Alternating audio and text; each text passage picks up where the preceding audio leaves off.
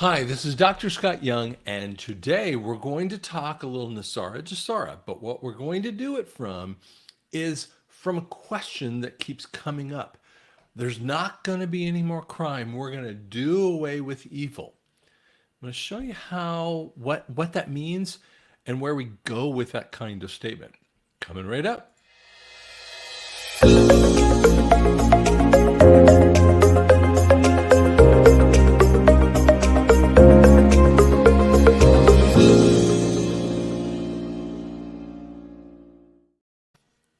So as you're very used to, I'm trying to give you some information that's seen on the stage. I mean, or on the PowerPoint, so that you can kind of walk through it as well. Okay. So the conversation that keeps coming up, and you might see it in truther circles, and it's sometimes people are not precise with their words, so they make a overall statement like there will not be an evil. And I'm going to show you a couple of these and the different ways that they kind of present themselves. So let's show you.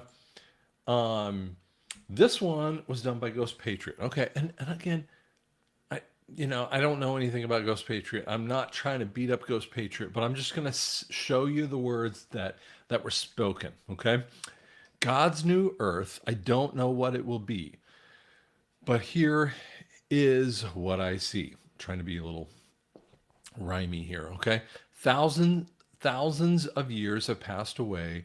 The existence of man is nothing more than a cliche. A new earth has come into place. Suddenly and slowly, eyes begin to wake. The earth is filled with nothing but light as far as the eye can see within our sight. The stress will be relieved, and the evil, because the evil is banished, no more to deceive. Gone are the days of greed and pride, for now the love of God lives inside. The idea of fear will long be gone because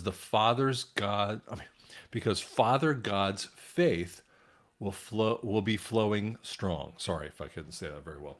Uh, anyway, that's his little poem. Again, it's kind of a cute idea, but it actually is emblematic of what we kind of hear out there. Let's show you another one. It was done by a Q News, official. Again, just taking some of President Trump's words. Remember President Trump's words. Not a single hair is left behind. All evil, all information, and roots of evil are not left behind. That that it requires a lot of time.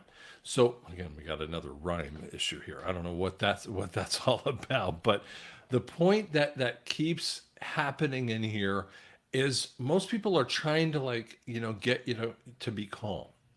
Now you do need to be calm, and they're kind of showing you like God's in control.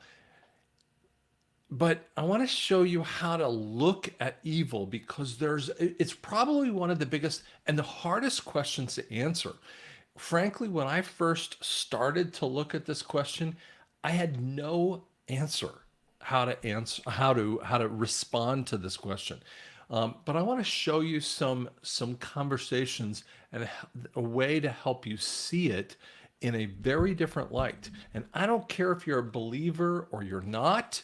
I don't care if you're religious or not. You're going to find a lot of truth in here that you can actually utilize when you think of this stuff. Okay. So, at what point, what is the point of Gitmo? I'm going to ask you that question. Just I want you to sit back and think. Okay. This is something I bring up quite a bit. What's the point of Gitmo? And I just want you to pause for a second. You can even take a piece of paper. Actually, I would recommend you do that right now. Just take a piece of paper. I have this little whiteboard, this little whiteboard thing that I actually have in front of my computer. It's actually my employees have it as well. Bought it like Amazon for like 15, $20 or something like that. And it just helps people, there's phone calls and you write down things, or I get like, I'm going to do this today. But I'd love you to do something like that or a piece of paper. So I want you just to write down what you would say. What is the point of Gitmo or Guantanamo Bay, when we talk about it from a truther standpoint, how does the cabal think? I mean, how do they think? I want you to think from their standpoint, see things from their viewpoint. How do they think? Now, I know that's a very general question. You're like, well, what related to what? Related to what they're doing in the world, how they actually make things happen. What are they thinking when they do this? Many of these gross things. So, what does the cabal think when they do the really ugly things we've talked about? And here's a real interesting one. There is an oath of office. And you actually almost never hear about this in any civics conversation or social studies or whichever way you want to do a government class. They never talk about the oath of office. It is one of the most missing conversations we come up with. Now, people will claim that they were part of the oath of office or they spoke the oath of office, but are they fulfilling their oath of office? So, what is the point of Gitmo? How does the cabal think when they're doing some of the gross things they're doing, which leads them to the potential of Gitmo? And then, what is the oath of office with that? Now, you're already going to have some ideas in there. I'd love to hear your comments. That's great to do that. But I want you to think about it in this kind of light. And this is helpful more for you. Don't just do it for other people. Do it for yourself with that. Okay? All right. I ask this question all the time. Is God always fair? Now, I want to give you a conversation that comes up. And the very first time I had this brought up to me, man, this has been like 2021. So I used to do in our one of these meeting places I had, and I called it the Truth Room. And we had about 20, 30 people that would come up, and really we'd take every chair in the room. Okay. And so we'd kind of do it in a circle, or we might, do it at the whiteboard kind of thing. And this person, really cool guy, he was like, when we were talking about debt, that a debt forgiveness point that is pretty straight up in NESARA kind of things. And he goes, yeah, but what about people who are not in debt? I mean, you're going to take care of them, but you're not going to, what are you going to do for me? And I was like, and I really didn't have a good answer here, but I kind of started, I kind of hemmed and hawed there because I was trying to figure out how to answer that one. Because sometimes you get questions, you're like, what? It's very stressful, by the way. Mark Z the other day did this. It's not stressful anymore, but it can be stressful in different areas that you kind of walk yourself into, especially a Q&A. You have no idea what they're going to say. You have no idea what the comments are, and then you got to respond to those comments with some reasonable sense of semblance instead of you're going right. So. And I said, and I asked this question when I finally got to that point, is God always fair? And he goes, well, I think so. And I'm like, okay, wait a second. Let me back up. And he didn't really answer it well. I don't remember if he did answer it. I think he said, I don't think so, but I'm not sure how he said it. Then I said, okay, let me just back up here. Is God just? And he goes, well, and I said, so, is God fair or is God just? He goes, what's the difference? And this is a guy who, I don't know where his walk of faith is, but if you can't tell the difference between fairness and justice, justice is not always fair. Truly. Justice is not always fair. Especially when two people come with a claim. One of the very first legal battles I ever saw when I was a kid was we used to live in this. Everyone basically had 3 to 5 acres, right? And this was in in southern Colorado, or south of Denver. And so this was a dirt road. We used to drive 55 miles an hour on this dirt road, right? And right around this like more than 90-degree bend. I mean, that sucker's got to be like a 110-degree bend. And we would spin around that thing, right? And the two landowners were arguing about a fence. And now this is in the 70s and early 80s, right? More early 80s, and they were fighting and they were going to court over this. And so they both had a belief that their fence line, the fence was over the line, and no, it's not. Yes, it is, back and forth. So think about like those kinds of situations. And, because it would cost a bundle for that person to have to reset that fence in, right? And that is it. And when they go to court, and if you've ever been in court, the judge will smartly say, I hope she says this when you hear it, is, listen, you're not going to like it. You guys might want to go off in a corner and negotiate this puppy, because one of you is going to hate my decision. And that's a real powerful statement. God is not fair. He actually is not the one thing that you could ever say. So when we think about that, I want you to think about some other things. Now, is God fair to everyone the same? Well, I think you probably know that one. No, he's never been fair to the same. And then we have the question of what is evil. And we're going to get into that a little bit more. Again, make notes in this stuff, okay? Because you guys have to have an answer to these questions out there. And then what is freedom? Now, we're talking a lot about freedom when we talk about the constitutional nature of us driving into that constitutional point. So when we go into a gold standard, we talk about constitutional things. It requires levels of freedom. And you're going to see that here, which changes your perspective on justice and fairness with that too. Friedrich Nietzsche actually said this. Now, Friedrich Nietzsche, if you don't know who that was a philosopher. He was an avowed atheist.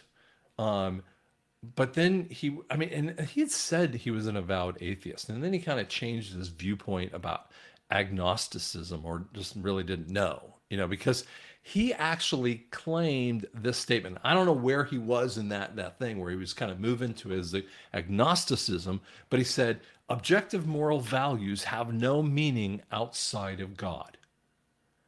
Oh my gosh. I see people having this struggle all the time. You'll see woke people, but you actually see people who are awakened, and they make a claim about something, and it is like a truth, and they're elevating, and they go, well, this is my truth. I'm like, hey man, if your truth is about how you're going to raise your dog, that's fine, as long as you're not killing it, kind of thing, right? It's the same thing you might say about raising kids. As long as you're doing the basically good things. I might not agree with how you do that, but let's back out, right, a little bit on that kind of stuff.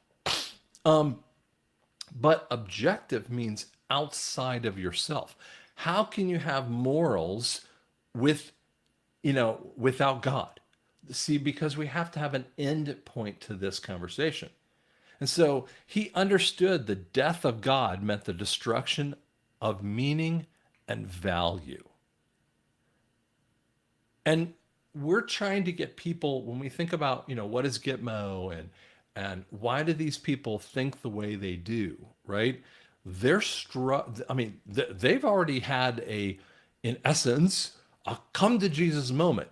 No, that frankly, they probably have had that actual issue. These people have made the choice to go far away from God. They can't stand God.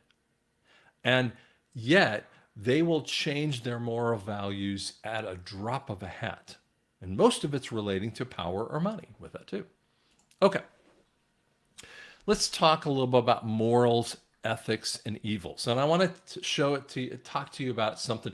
This happened to me. I'm an audiologist, and in the state of Oklahoma, licensure came up with this conversation that out of our 12 hours of CEUs that we had to get a year, like every other year you had to like pick up 1 or 2 hours. I don't remember the number, but you have to pick up enough ethics, right? The very first time that, and they said you had to be, it had to be approved ethics, like pre-approved. Like you had to go to the meeting, make sure that it was okay, then submit it, and they could say no to this. I mean, it was really, really annoying, this thing. So we go down to Oklahoma City. Several of the audiologists have to drive all the way down to Oklahoma City from Tulsa, and I walked in there grumbling like crazy. I'm like, how are you gonna like put in ethics in me if I don't have morals? And I'm grumbling, and I saw a uh, a, a rep. He's actually a nation now. He's a nationwide rep, and is a very strong believer. And he literally saying the same thing behind me. And it was just funnier and spit. So walk to the bottom of the screen here, and ethics are man's codes for rights we might do. So or excuse me, wrongs we might do, and even rights. So ethics are things that are codes points. They are, for instance, an ethic, and this sounds funny because you're going to say, well, that's a law. It's pragmatic, means that it changes. So I think it was in the early 80s or 70s when they came up with a nationwide speed limit of 55 miles an hour. Within a few years, if you drive from Pittsburgh to Philadelphia, I mean, there's nothing wrong with that, right? Or New Jersey to Philadelphia, 55 is not a problem, right? You can deal with that. But if you have never driven in places like New Mexico or mid Wyoming, going on to Laramie kind of thing. It's so difficult to stay at 55, it's not even funny. So what happened is that the states kind of broke this up, and they were allowed, and they went away from the nationwide standard, and they said, no. And if you go up to Wyoming area, I think it's on I not 70, but it's maybe I-60 or whatever. Anyways, you get the idea. When you go into Laramie, that mode is, I think, 85, the last I remember. Again, this was years ago, so I don't exactly know the speed limit there. That's an ethic. I know they call it a speed limit, a law, and it is a law, but from a code standpoint, that's really defined as an ethic because it changes, depends upon the circumstance. Now, a moral is God's code as a basis for man's interpretations of wrongs. Murder is a real simple one. Murder is a moral. We don't have murder if we don't, if we don't have God, there's no reason to worry about murder. And you go, how are you saying that? Like, if I don't believe in God, and I'm a true atheist, and by the way, I don't meet very many true atheists over my life. And I've gone to non-Christian universities, okay? And I've spent time in those kinds of areas where, it's very hostile to the gospel. My wife and I used to talk about, she went to a Christian university, and I was a believer in a non-Christian university. It was always a fight uphill. And if someone is a true atheist, professors specifically, if they're a true atheist, they should not care one whit if that kid is a Mormon and that kid's a Muslim and that kid's an atheist and that kid is a Christian. They should not care. They're like, as long as you don't impinge upon my life, do whatever, right? I don't care if it makes you feel comfortable to this is how they would say it, suck up to God and use him as a crutch for your own situation. Fine, whatever. I think you're stupid, but it doesn't have any meaning what I think, because we all got to live our 70, 80 years in this world. But not one of those atheist professors do that. I've never met one. I've never met an honest atheist. It's because they actually have a moral code. Even though they don't know why they have a moral code, they have to prove you wrong. And I go, why do you care if I'm wrong if you don't believe in a God? What does it matter? Because what there is inside of you is there's a desire for those God level codes. Now, when we move into the word of evil, over to your right there, it's a profoundly immoral, malevolent, or wicked act. And so here's the point. If you are an atheist, now Frank Turek does something called cross-examine. I was trying to get him on my show one time, and we just had a lot of troubles with getting him on, and a lot of other reasons for getting him on. I would love to get him on in these kinds of areas because he's really, really good at answering questions.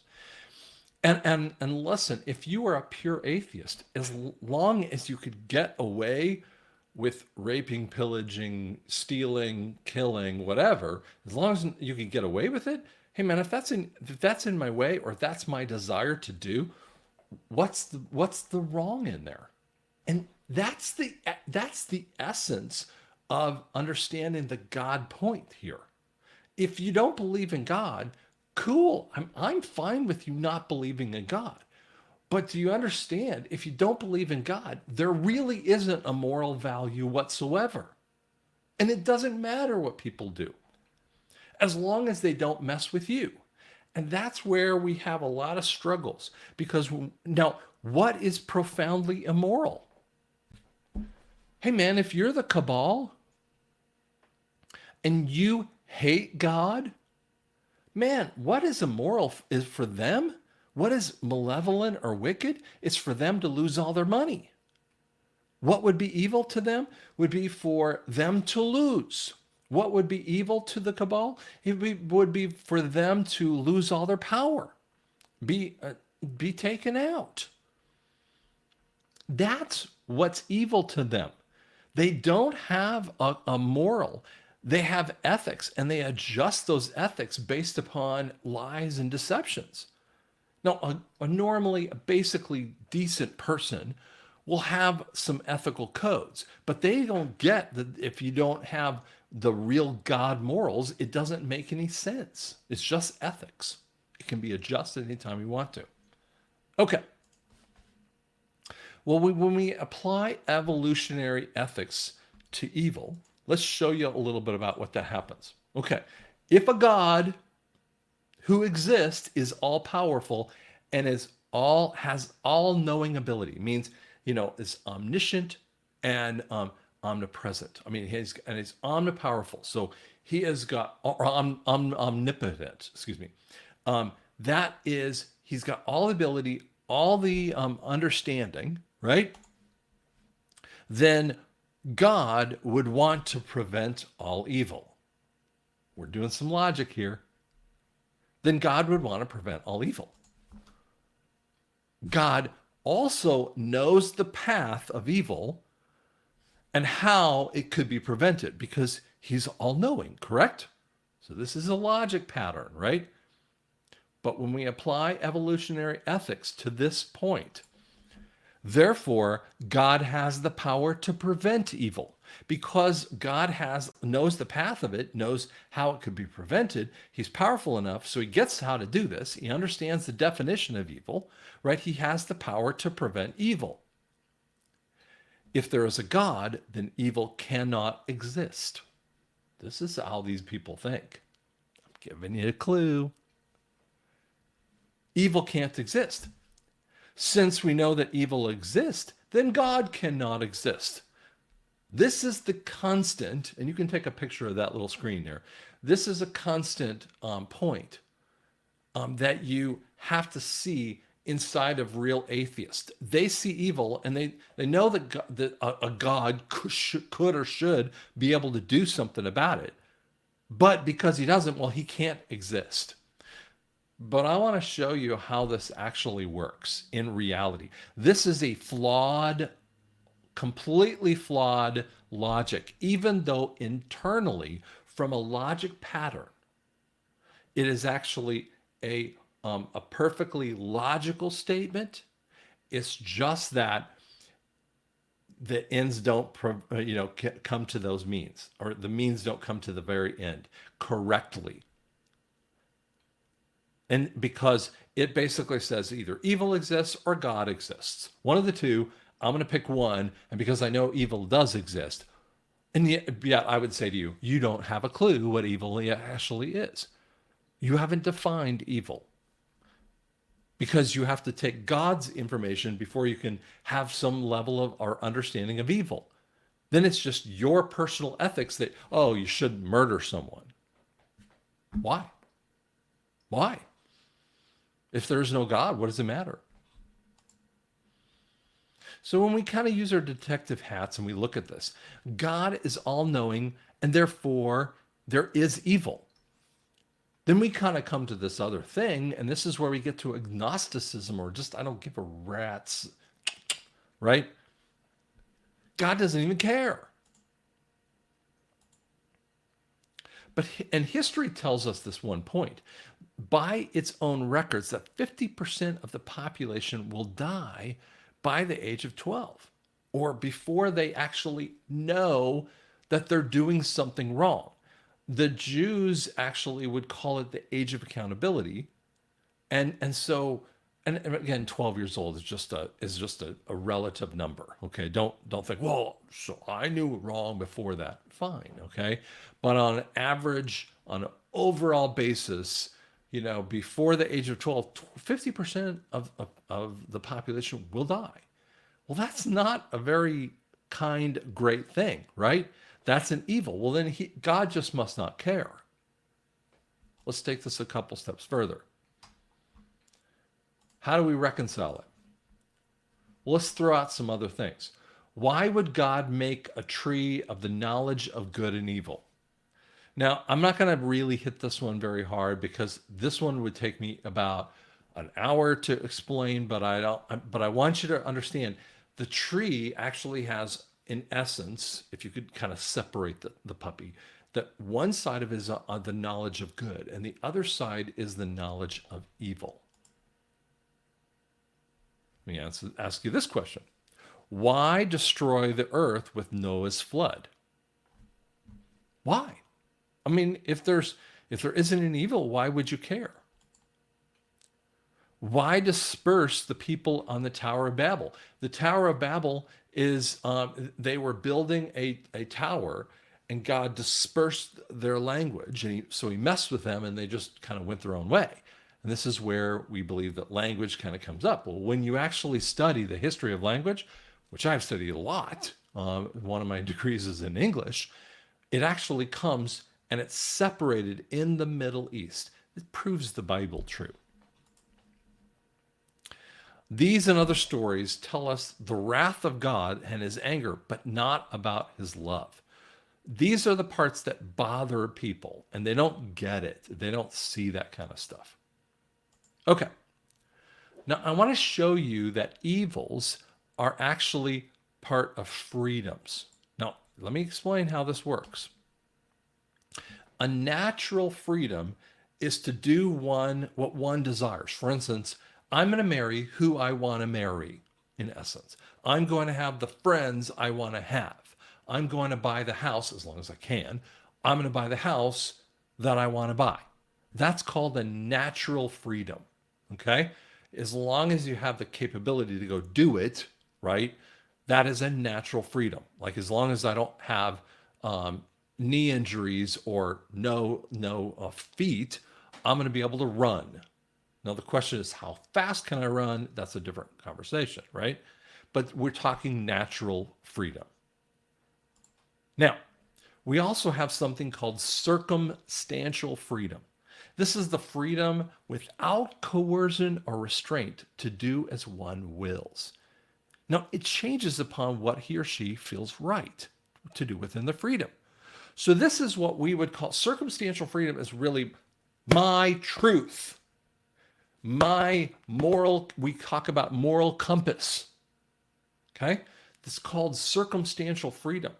Now, people actually operate in their circumstantial freedom. They will actually, if they're out and they will do something, you'll see people that will, throw things out on the road.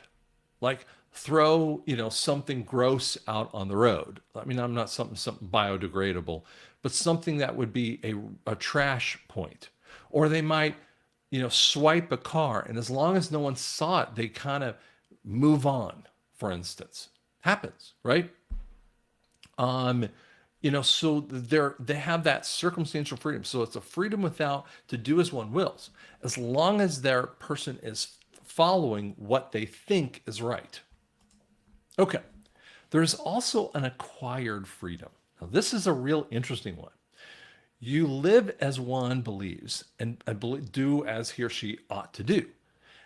You live in the quality of goodness and wisdom. So, for instance, American citizen, or frankly, an American soldier is a better one. So, a soldier who kind of he doesn't, I'm not talking about a draftee, I'm talking about people.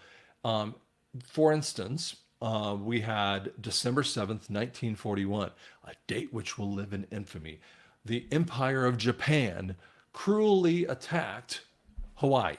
Okay, this is what FDR spoke on December 8th, and he announced it to Congress that he wanted them to approve the act of war. What happened, and I have talked to literally thousands and thousands of World War II veterans, and they will tell you this one basic story, and it's a truth that actually, because it occurred, is that all of those offices for the Marines and Army and Navy and Air Force, I mean, they had long lines. These young men had used their acquired freedom to do the right thing in their mind to go and be that soldier. And so that is called an acquired freedom. Okay? Now, true freedom comes from making a morally significant choice. For instance, freedom to choose the path that I need to make within my moral code. So, for instance, a real true freedom. Now, when you're inside that true freedom, you have the freedom to choose evil and good, but you're trying to make morally significant points. These actually can be by other people seen as evils. Do you know people, Christians, who truly are using their true freedom by other people who don't agree with Christianity will call you evil? And you've already seen it. When a group of people get together and they say that it's bad to do XYZ, whatever that might be, and someone comes into their town and starts doing that, they're using circumstantial freedom. And so, and that person walks in and they call that an evil. Like he's using his own circumstantial freedom, didn't think that, throwing out a banana peel was a bad thing out of a car. And, I've actually had people in a car and I've thrown out a banana peel or an apple, right? I'm not at someone but I'd throw it out on the side of the road, right? And they'd be like, oh, well, like, it's an apple. It's going to biodegrade kind of thing. Oh, don't, this is what happens to some people. Okay. Now let's talk a little bit about a just and fair God. And I want you to see some of these points out here. Is he fully fair to all people in all situations? Of course not. I mean, I can count the different things that God did something great for me, but he didn't do for something great for another person. When I went through my own miracle healing in December of 2019, I wake up from this and, kind of shocked and dazed and amazed and, freaking out about the circumstance of my wife and family. Everyone's kind of freaking out about it and realizing how amazing this circumstance was. At the same time, in Bethel Church in Redding, California, there was a worship team member, a couple of worship team members, and their 3-year-old daughter died. Now, at the time, I'm 53. And so that's why I kind of, figured all that stuff out, remembered the age kind of thing. And I came up with this, and I was like, and this 3-year-old daughter, they were like praying for her as she died, and then she died, and they didn't want to bury her for 3 days, hoping that God would raise her from the dead. And I remember having a real heavy guilty feeling over this thing, a survivor's guilt. And I'm like, God, I'm 53, who cares? I mean, I die and my family's taken care of. I was like, I give my life in that way. See, that's not fair. right? I mean, it's not a fairness thing. And I struggled through it for a long time on that particular thing.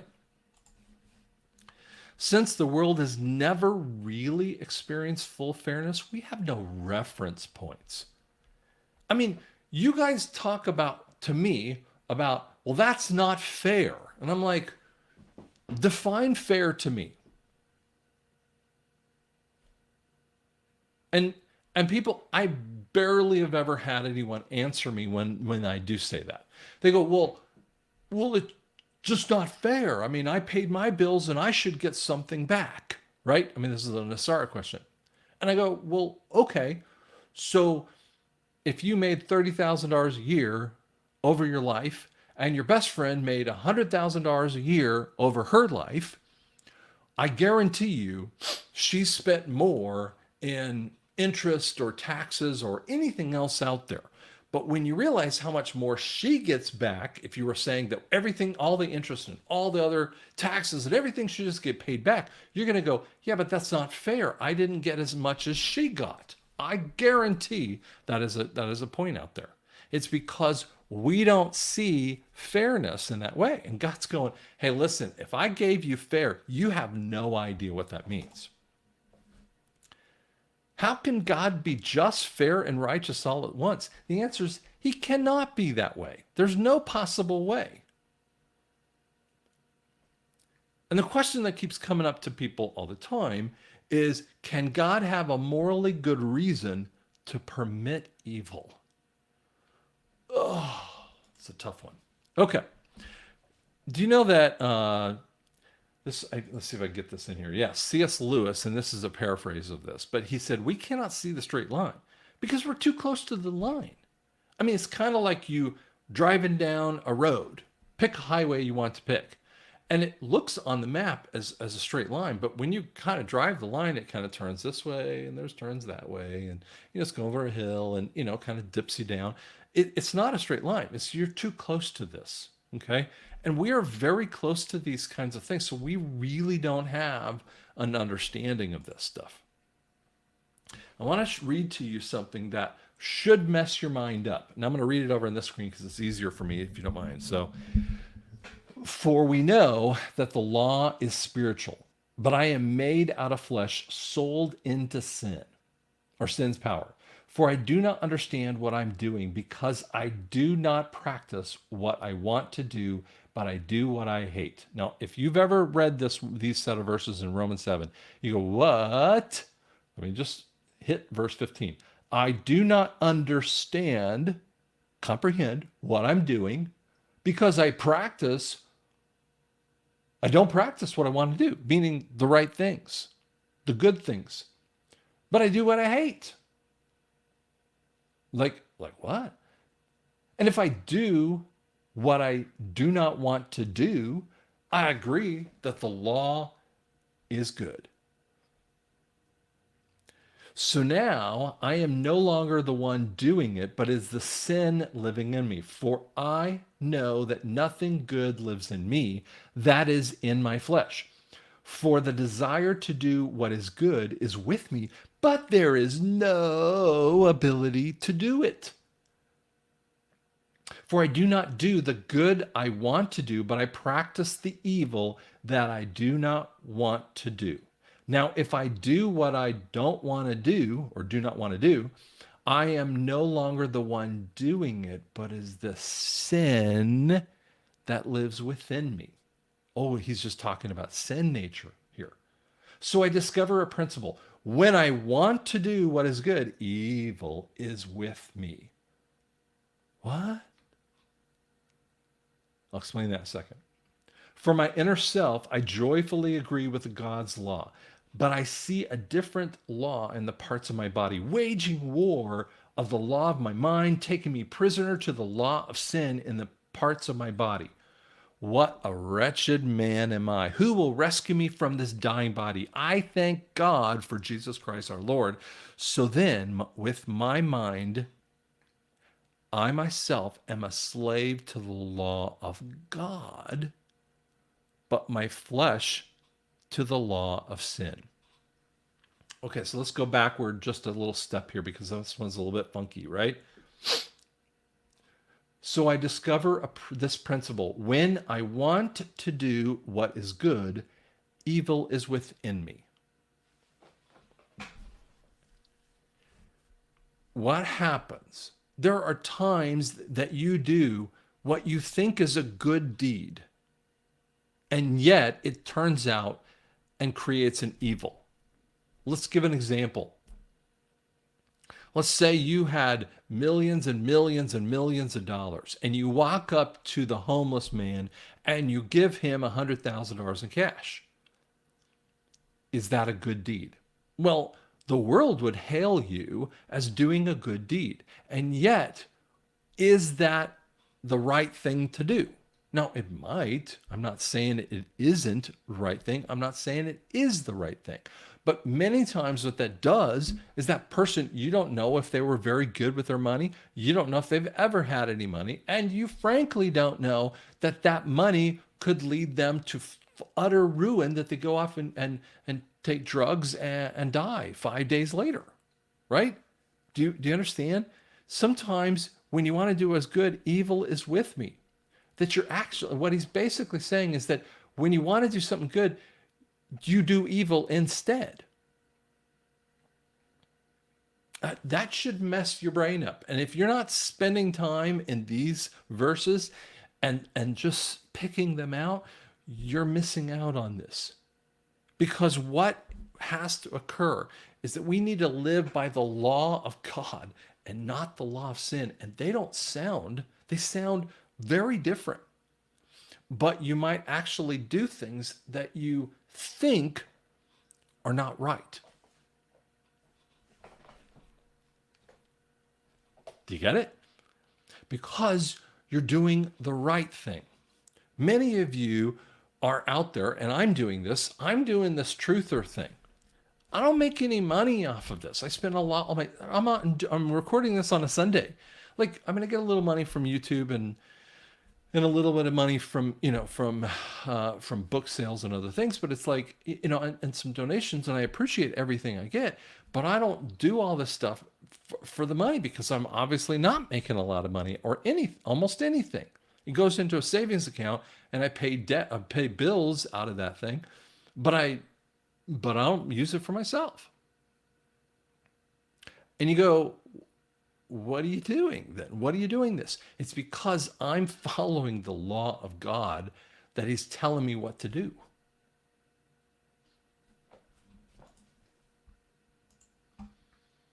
Now, the picture in the background here, I want to show you this picture here. This is actually shoes, these leather shoes from the Jews. And when they took off the Jews or they took off their clothes, they would pile them in these piles right here. It's a powerful thing. Romans 3:8 says, let us do evil so that good may come from it. Now, by the way, when in Romans 3, he's giving you a setup. He's like, okay, let me just tell you a couple things here. Let us do evil so that good may come from it. See, this is how many people lead themselves into a cabal reality. They think they're going to do good by going into Congress, right? Or going into the Senate. I actually know a person talked to me very deeply about Nancy Pelosi when he first met her. She was very young in the field. She actually knew, she met Kennedy. I mean, this is a very old person, right? And they met her and this, man, this is a good woman. She wanted to do great things and she had a real good heart. This is what I was told. But as time got on, she was corrupted by evil. So let's do evil so good may come of it. This is how they think. This is the end justifies the means kind of thing. This is that really kind of stupid statement. And if you're going, the ends justifies the means, that's not a good answer for this because we want to come about the greater good. Well, what is the greater good? If you don't have a moral code from God, then you have no clue what the greater good is. And that's the problem with these people.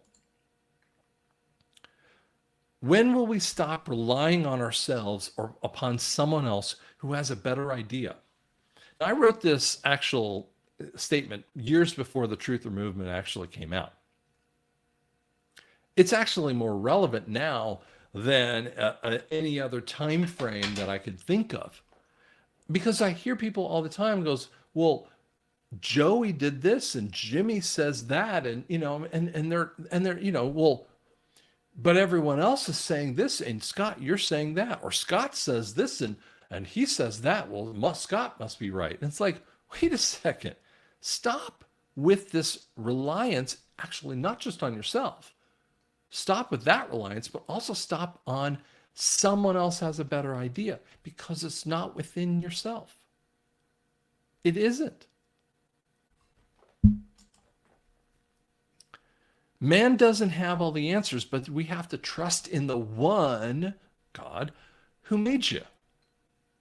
That's the way you get to this point.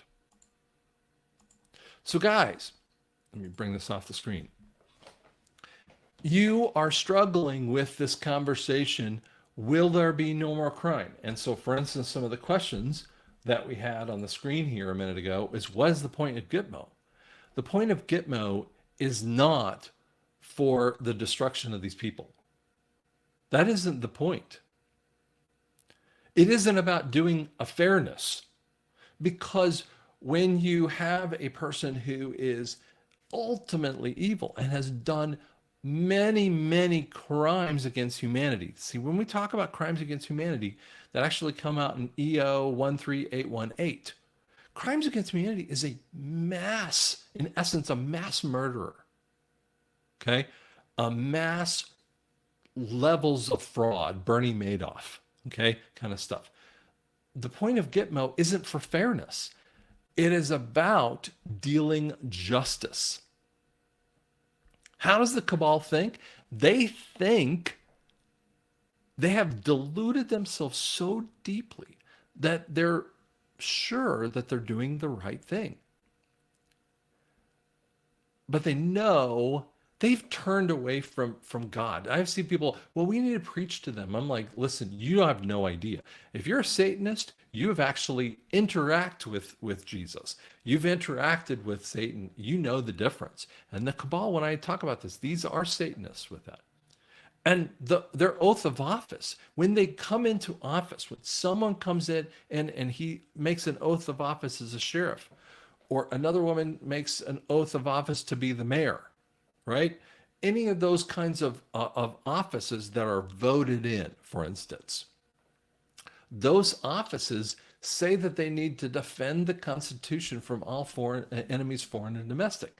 In essence, what they're or the people, in essence, the people around them. So they might adjust it based upon, a particular, group of people, but basically they're saying the greater good. And that person goes, well, I believe the greater good is X. But I'm going to tell you, the oath of office comes from something called the Constitution. It was built and written in the laws of God. And these people hate God. So why would they follow those things? So the justice that has to flow here is for the world to see, wait a second, when you swing your pendulum over here into crimes against humanity, I'm going to do something, as the military code of justice point that it talks about. I'm going to do a drumhead type of justice, which is a very short level of justice. I mean, we hear it's 2 to 4 hours kind of thing. They have the evidence, they can present it. By the time they get there, I mean, the person is guilty. Now, we might disagree on the penalty for the guilt of that, or that might be one of the things that comes out there. But it isn't about doing a fairness, and it doesn't delete all the evil, because here's the point: the evil is always within you. If you haven't watched this thing and you haven't understood this, you have evil in you. You have thoughts that are evil. Sorry to burst your bubble, but every single person in the world has done this. So you'd have to destroy every person's heart or wipe out the planet before you could destroy evil. And even then, Satan would still be there. even if you don't believe in God. You know for a fact, as a person that is trying to do good things, you've done evil things. You've actually thought evil things, which is not a difference than, I'm not talking about the passing glance of evil. I'm talking about the plan, the thinking, of any kind of sin that you could come up with. You've thought about how to do this. And every person in the history of the world has all done it. Therefore, in essence, just because they haven't done it doesn't mean that in essence they haven't accomplished it. They did. And once you see it that way, you're probably going to go, wait a second, this is a bigger deal here. What we're trying to bring in, and what we believe the military justice is about, is to say, listen, you want to go do this thing, and you want to break your oath of office, and you want to do the satanic kind of stuff that we deem as a societal point based upon the laws of God, which Constitution actually has its basis within it. And many of the nations have this. I'm not saying every nation, I can't answer that one, but I know America does, for instance. When you have that and you take away the corrupted portions of that and get down to the deep nitty gritty, the reality is you have to punish the sin, punish the wickedness in that, the evil. And because you have to, it dissuades the other people to not do it. So if you are a potential new mayor, a month after the EBS, and you go, God is asking me to be the mayor of my town. Great.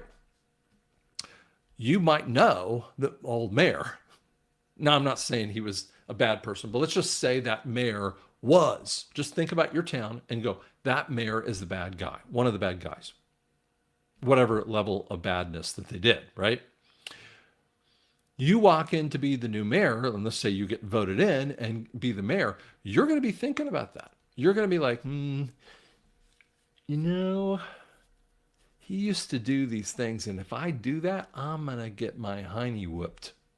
That's the kind of stuff that has to happen, and that's what the system has to show, is showing the justice, so that the people have a terror of the justice with it too. That actually has to come. That's really what governments are supposed to be, but it's supposed to be by the people. And that's the struggle that kind of comes out there. So I hope you understood a little bit more about this and the depth of what you're doing, because, you as a patriot, you need to research this stuff. Go back through this thing and watch some of this stuff and spend time and answer the questions for yourself. Hope it helped you out. Thanks so much.